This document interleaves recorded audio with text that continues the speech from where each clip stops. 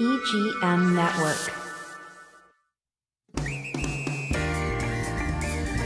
Treasure Coast Connector.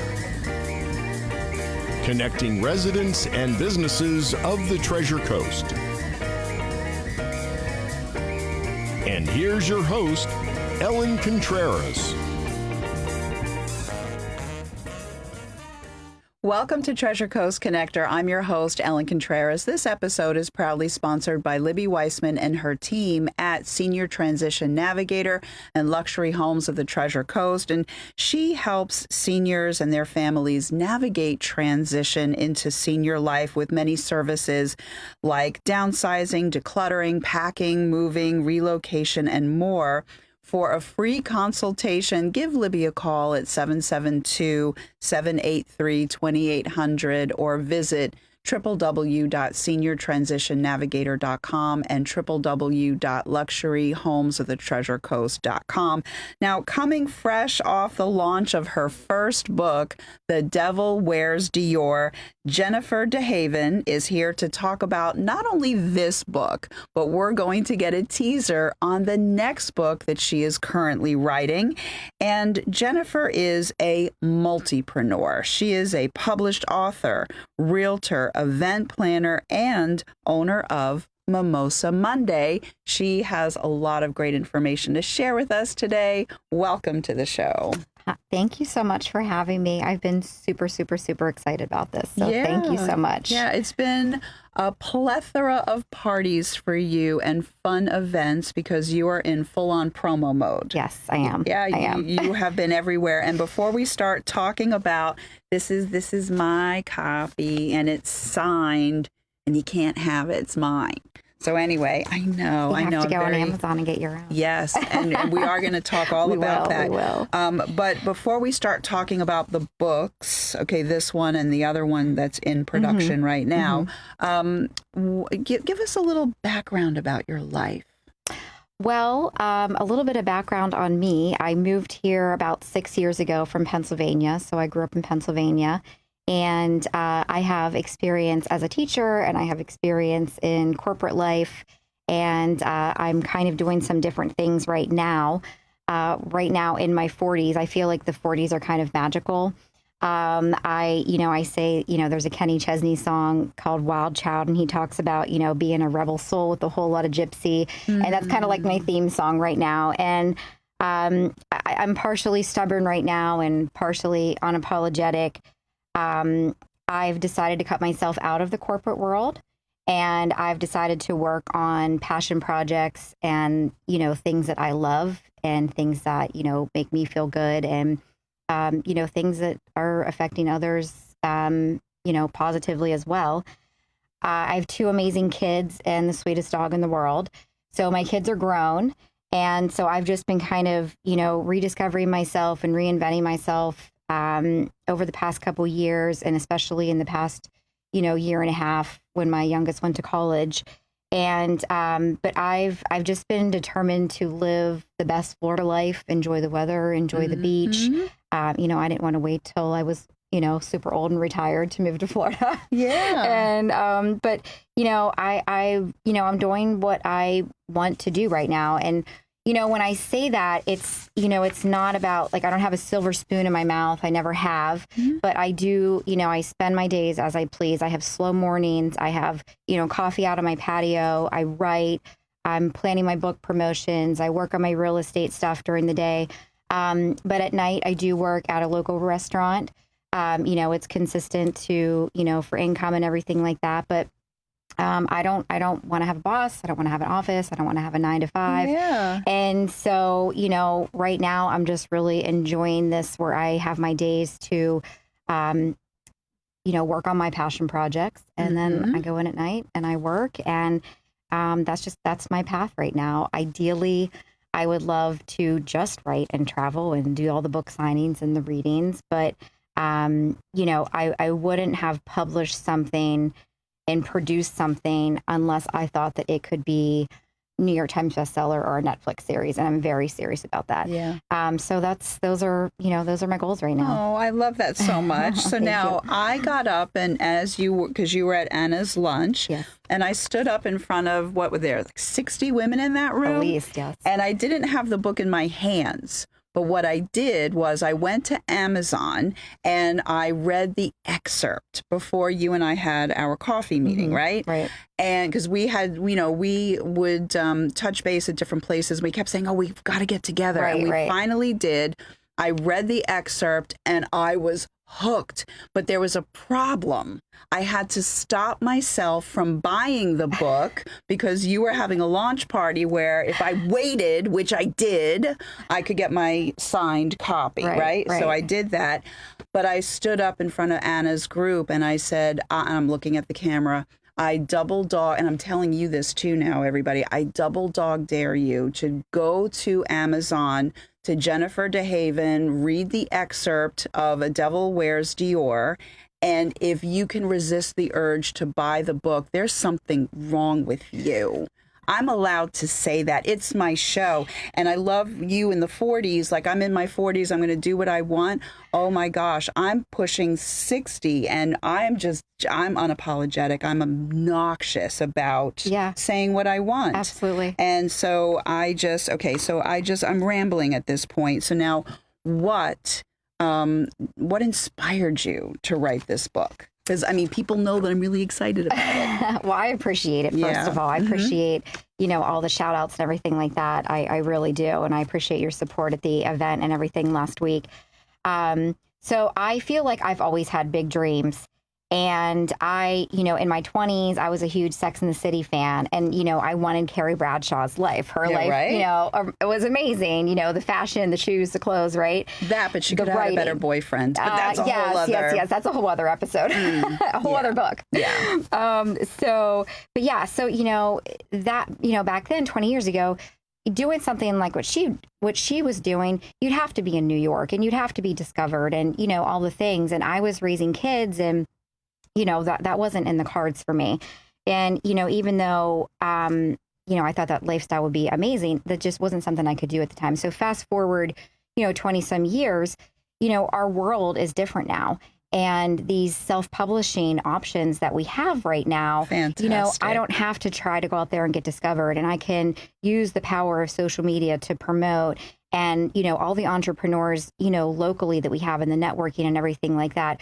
So there's so many other options. And, really what's crazy is that I could just wake up and, take a year, write a book, and then be like, hey, I'm an author. Mm-hmm. Yeah. Oh, you most definitely are. Yeah. So when I started real estate a couple years ago, I wanted to go straight to the top. I wanted to be a luxury listing agent, and some wild things happened. Mm-hmm. And so after some of these wild things occurred, I started, I'd be like driving. I do a lot of thinking and writing when I'm driving, which, is just my mind going. And I'd be writing this book in my head. And so fast forward a few more months, my daughter graduated from high school. She was turning 18. I took her to Key West. And we decided to get books for fun, which I hadn't read a book for fun since I was a kid. I was always reading professional development books, right? Yeah, I do a lot of that too. So I'm reading this book for fun, and I'm reading it, and I'm like, this is so weird. Like, there were so many parallels in that book to first what had happened in some of these wild situations, but then also to like what I had been writing in my head. And I'm sitting there reading this, and I'm like, I could do this, why not? Why not? Right. Mm-hmm. And so so I started writing, and like I said, part of it is inspired by actual events, but it's very fictionalized, exaggerated, dramatized, the whole 9 yards. And so that's pretty much, how The Devil Wears Dior came to be. Yeah, because some of the things that Chloe went through, I'm also in the age of hot flashes. And I was like, oh my God, this poor girl, you know, like all the things. And then I know you said that some of it was like pulled from real life, whether it was you or other realtors or whatever. But I'm like, I hope all this stuff didn't happen to Jennifer. We could probably do a whole other podcast on what was real, what wasn't.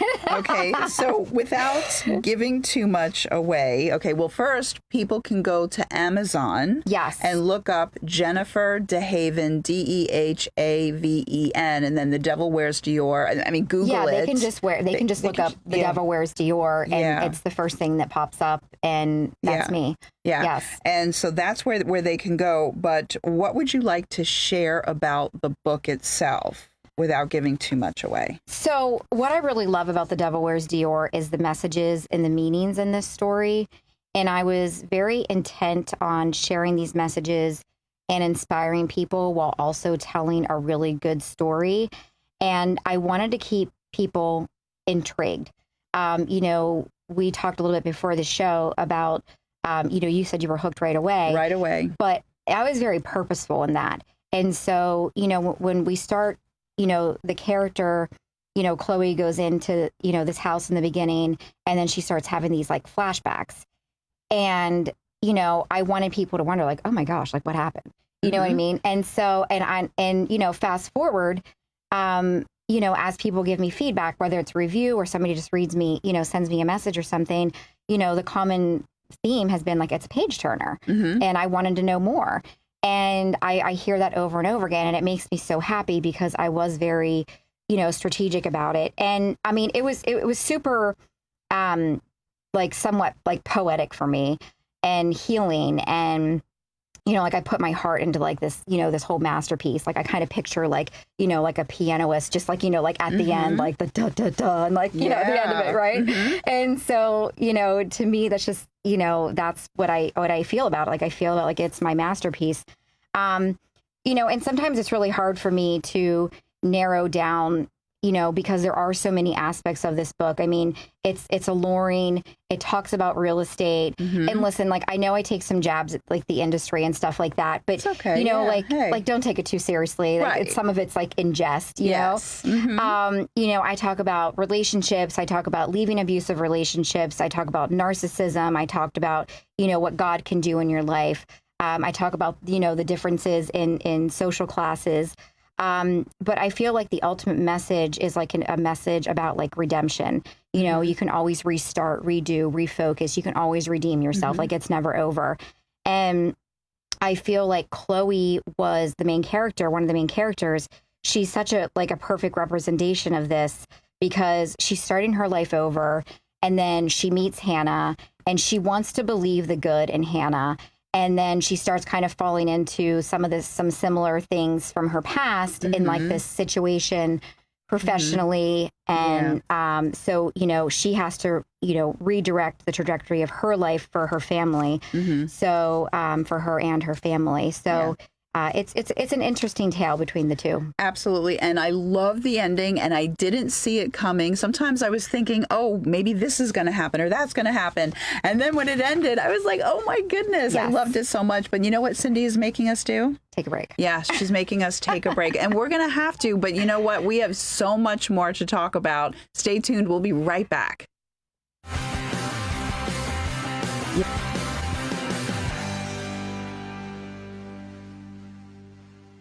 Don't pay to file your taxes. Really, it's free and local. There are 5 convenient locations throughout Indian River County. Visit UnitedWayIRC.org to see if you qualify for free tax prep and schedule your appointment today. Don't wait. Appointments are filling fast. Hey, you! Host your very own show every week at Evergreen Media Network in Vero Beach. Go live to YouTube and Facebook with up to 4 people and your very own producer. Be heard on more than 15 podcast platforms and local radio. All you have to do is show up and talk. Your guests can join from anywhere in the world. It's easy to get started with the largest podcast studio on the Treasure Coast. Contact Evergreen Media to tour the studio. Sturgis Lumber is the county's most trusted hardware store. Sturgis stocks stainless steel products, power tools, construction and painting supplies, propane, plumbing, and electrical parts. 4645 US 1 Vero Beach, Sturgis Lumber and Hardware. Create your island paradise at Sunshine Furniture during our winter sale event. Save 50% on all Tommy Bahama and Lexington, including the newest collection, Key Biscayne. Living room, dining room, occasional chairs, office, and media furniture with sophisticated design and a mix of coastal and Caribbean style. All Tommy Bahama and Lexington offer everything you need for your Florida living. We have the largest selection of in-stock coastal furniture from Four Seasons, Capri, Universal, Riverside, Hooker, Sea Winds, Barcalounger, Best, and lots more. At Sunshine Furniture, we're the outdoor furniture experts specializing in patio sets that withstand the Florida elements, and we have a gallery of Berlin Garden and Bollywood. Come in now for the best prices of the year. Sunshine Furniture, $12.95 US 1 in Vero Beach. Don't miss the 50% off winter sale on Tommy Bahama and Lexington going on now. Visit our website at sunshinefurniturecasual.com and visit our outlet store directly across the street.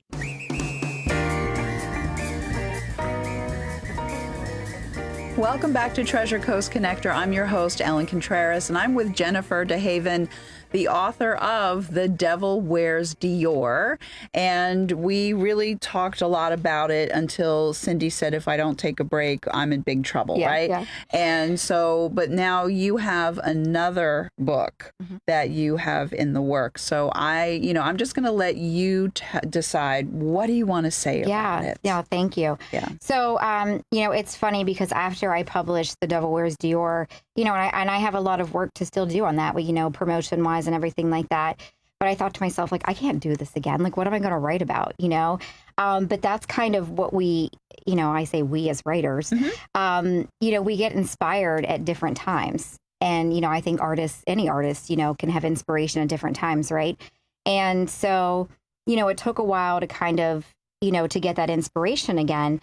And even when I was writing The Devil Wears Dior, there would be weeks that went by that I wouldn't write. And I actually went on a little retreat to North Carolina, and I'm like, I'm going to write. And I never wrote. And so there were all these times where I wasn't writing. But I would say in the spring of 2024, I really kicked it into high gear. I was super inspired. And that's when I finished it and then went through the whole editing and revision process. But I am actually really excited about this book. Because I'm going to be doing what I love, which is the actual writing. And, it's really, it's putting together a work of art. It's being strategic and, how you connect the first book to this book and, how you put everything all together. And, I get inspiration daily. There's things that just overhearing people's conversations and seeing things, right? I get inspiration from it, and I take those things and I put notes in my phone or whatever. And, I can take that and dramatize that and add that in. So last week at the event, when I read an excerpt from the chapter, I wrote about this woman who was getting her hair done in this high-end salon, and she walked out with a garbage bag over her head because it was pouring down rain into her Mercedes. Yeah. That is something that I've witnessed. And so just taking, I'm just driving along, and that's just something silly that I witnessed that I took and, whatever. So for this next book, my best friend gave me this idea to do a precursor to The Devil Wears Dior. And I thought it was a really cool concept. So I've been, developing this whole new idea. And funny enough, the first thing that I wrote was the last page. Okay. And so I am going to tell you, because I said it at the book launch. So this one's going to be called The Devil Drinks Clicquot, as in Bouvet Clicquot, the expensive bubbly that is mentioned in The Devil Wears Dior. And it's going to parallel the lives of the two main characters, Hannah and Chloe. You're going to get their backstories leading up to The Devil Wears Dior. Good. Yes. Good. Especially so you're going to find out. Hannah chick. Yes. Very mysterious. Lots of questions. Yeah. So this one's going to be, a lot more fiction. Like I said, originally The Devil Wears Dior had some inspiration from some wild situations, but this one's going to be, pretty much strictly fiction, even though, like I said, I do get inspiration, from life. And, just for instance, the couple weeks leading up to the event when I was shopping for my dress, at different shops around town, beachside and not beachside, consignment and not consignment, I had some really interesting situations, and I'll just, kind of parallel it to Pretty Woman, how she was treated on Rodeo Drive. And, not that I had on that sort of outfit or anything like that, Right. but Yeah. You're a lady. Just, yes. It was just interesting how people act in different shops and, so that's the kind of stuff that will go into my book. Good. But let's hope that I'll be publishing again at the end of 2025. That would be goals for me to work on that over the next year. Yeah, and, thank you. I appreciate that for myself. I'm just saying. Yeah, absolutely. It was this one was such a fun read, so I'm looking forward to that. And then how about other books? You are going to be a prolific author, yes? Yeah, I would. Okay. I would like to. Because this is being taped and there's 4,800. So I really have to stick to my word. The pressure is on. So, I would like to create a series, out of the Devil Wears Dior and the Devil Drinks Clicquot, and, who knows what's going to happen next. I always have ideas. I started to write a book a couple years ago, about failures and, how they lead to, greatness. And, a lot of times, like, let's just take social media, for instance, people are like, oh, I did this, success, success, success. A lot of times people don't put out their failures, and so I actually really want to talk about failures. And so that's something that I'm interested in. But yeah, I mean, I have, personal life and, things that happen around me. There's all kinds of stuff that I could write about. Yeah, and we all have, things where we did something, we made a mistake, but then when you learn from it. Right. So those are wonderful stories that I think for you, because you are an entrepreneur and you love working with other small entrepreneurs and helping them raise them up. I do. So I think that's fantastic. So that type of book, whether it's lessons about business or life lessons in general, mom lessons, whatever it is, I think your type of writing based on that little section, that introspective section towards the end, I'm not going to give anything away. I don't even know which camera to look at. Buy the book. But I also really liked that part because it was making me think about myself. So I thought that was really cool. Now, Mimosa Monday, I want you to first, cute name. Thank you. How'd you come up with it? And whatever you want to share about Mimosa Monday. Yeah. So Mimosa Monday, in my mind, I thought would be a few years back now. I thought it would be a cool name to have like a really amazing boutique and serve mimosas and, whatever, be super girly and whatever. At the time, I was, an operating partner opening franchises, so I didn't have any time to follow any of my own dreams. Fast forward to the pandemic, whenever we're in shutdown, I had never in my adult life had so much time on my hands to do stuff. Everybody's watching Tiger King, and I'm like coming up with all these entrepreneurial ideas of things I can do. That's great. So, so Mimosa Monday, it's really all about the entrepreneurial brand. If I want to go and have mimosas on a Monday, I can do that. I'm all about doing whatever I want to do, which I kind of, said before. Yeah. So it really started as an entrepreneurial brand. And it's evolved over the past couple years, and it's really just turned into my umbrella of everything that all of your passion projects and the event planning and things like that, which your launch party was awesome. Thank you. Heritage Center, beautiful food. I forgot who the caterer was.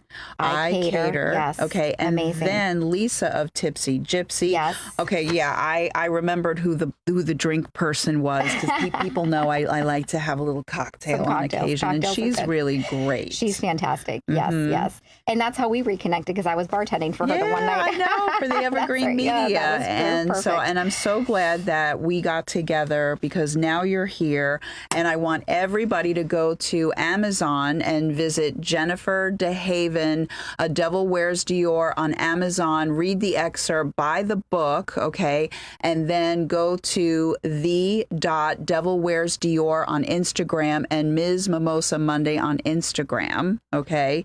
That's the two. And then do you have any other place that you want to send them? No, not right now. That's all the great ways to get to you. Absolutely. And learn about you. Okay. Yes, and also to the VBN shop. I'll be there March 15th to do a book signing. That's my next book signing. Very good. Yeah. Yes, And we only have a few more seconds. So what I Okay. want to say to everyone is thank you for watching. And Libby Weissman, it's the luxury homes of the treasurecoast.com, seniortransitionnavigator.com. She's amazing. Go check her out. And until next week, I miss you already. Ellen Contreras, Treasure Coast Connector.